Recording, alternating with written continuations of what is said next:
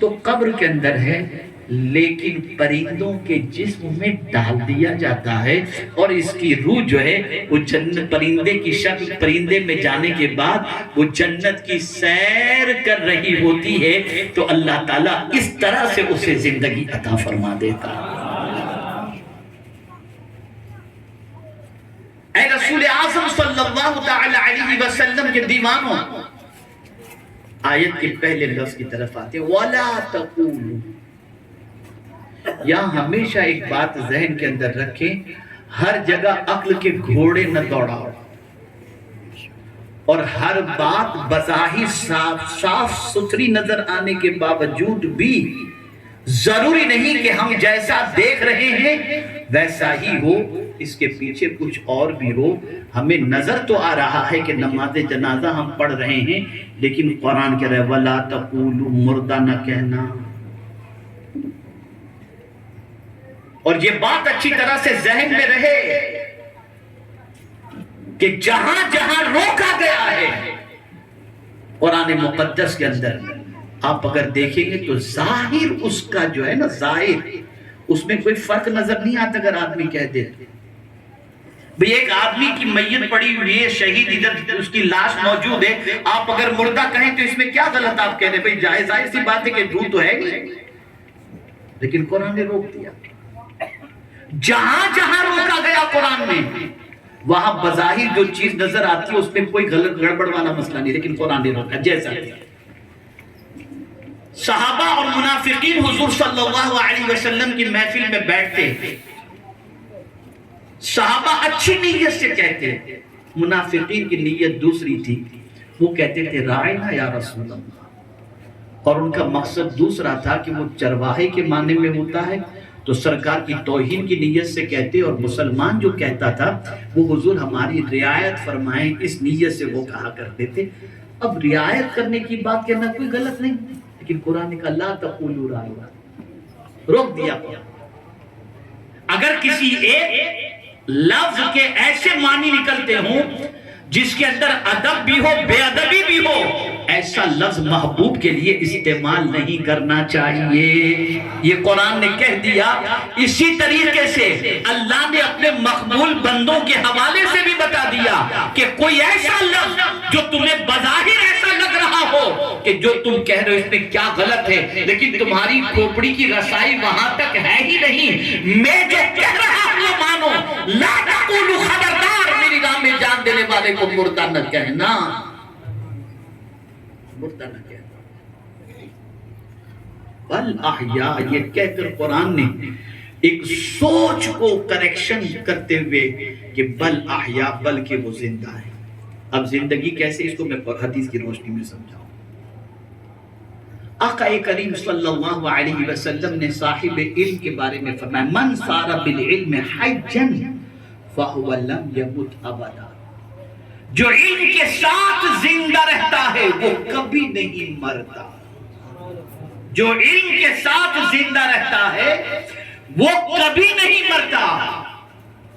علم والا جو ہے روح تو نکل جاتی ہے لیکن وہ شاگردوں میں زندہ رہتا ہے، وہ کتابوں میں زندہ رہتا ہے، وہ مجلسوں میں زندہ رہتا ہے، وہ شاگردوں میں زندہ رہتا ہے، وہ لائبریریوں میں زندہ رہتا ہے۔ صاحب علم، آج امام غزالی کے انتقال کو زمانہ گزر چکا، ان کی کتاب کے ذریعے آج بھی وہ زندہ ہیں، آج بھی وہ زندہ ہیں۔ اب سنو، امام حسین بھی آج زندہ ہیں۔ کیسے زندہ ہیں؟ مسجد کے مینار سے جو آج اذان کی آواز آ رہی ہے، یہ صدقہ ہے امام حسین۔ چہرے پہ داڑھی رکھنے کا جذبہ اگر مسلمانوں میں موجود ہے تو یہ صدقہ ہے امام حسین کا۔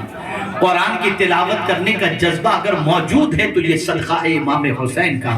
اور شراب سے نفرت کا اگر جذبہ ہے تو یہ صدقہ ہے امام حسین کا۔ اور اگر زنا سے نفرت کا جذبہ ہے تو یہ صدقہ ہے امام حسین کا۔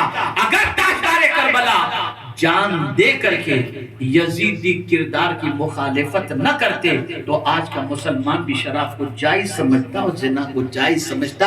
آج امام حسین ان کی قربانی کے ذریعے مسلمانوں کے کردار کے اندر زندہ ہیں، مسلمانوں کے اخلاق میں زندہ ہیں، مسلمانوں کی محفل میں زندہ ہیں۔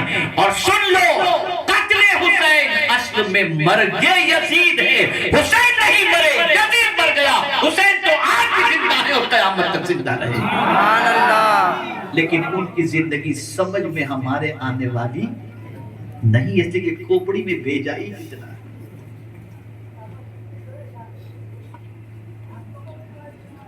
تو جہاں قرآن ٹوک دے وہاں عقل کے گھوڑے نہ دوڑاؤ۔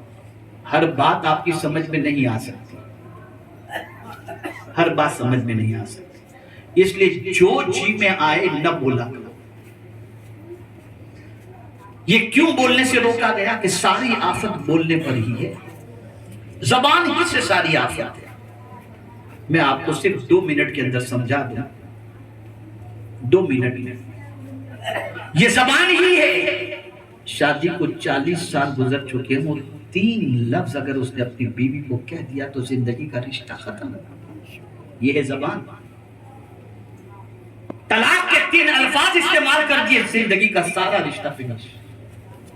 اور پوری زندگی کفر میں گزارنے کے بعد مرنے سے پہلے ایک بار کلمہ پڑھ لیا تو یہی کلمہ اس کی نجات کا ذریعہ بنا۔ پہلے تولو پھر بولو۔ حالت یہ ہے کہ ہماری بہنیں ہوں کہ اب تو مردوں کا حال، پہلے تو عورتیں بیٹھا کرتی تھی 4 تو گپ شپ شروع کرتی تھی، اب تو روڈ پر اوٹے پر آدمی بیٹھ کر کیا ہے۔ بڑی معذرت کے ساتھ میں اس علاقے سے بہت اچھی طریقے سے واقف ہوں، پہلی بار نہیں آیا ہوں، تقریباً 10 سال پہلے آتا تھا، ہر سال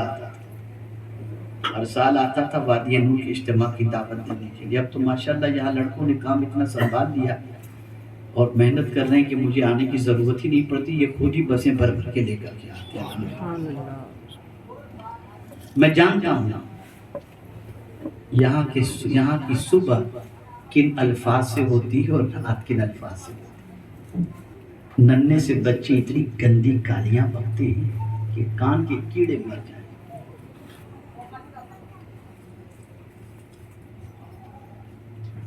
اور پھر کہتے کیا ہیں، ارے مولانا اس کے بغیر آج کے دور میں چلتا نہیں۔ لا حول ولا قوت۔ جو نہیں بولنا تھا وہ بول رہے ہو، اور جو بولنا تھا وہ بول نہیں رہے ہو۔ اچھی بات بولو، بری بات نہ بولو۔ یہ لفظ ہی ہیں جو انسان کو عزت بھی دیتے ہیں اور یہ ذلت بھی دیتے ہیں۔ ہمیشہ بولنے کے سلسلے میں محتاط رہا کریں، سوچ سمجھ کر کے بولیں، اور جس چیز کا علم نہ ہو اس کے بارے میں نہ بولیں۔ وَلَا تَقْفُ مَا لَيْسَ لَكَ بِهِ عِلْمٌ، یہ قرآن نے واضح لفظوں کے اندر فرما دیا۔ بہت ساری چیز ہم کو ظاہر میں صحیح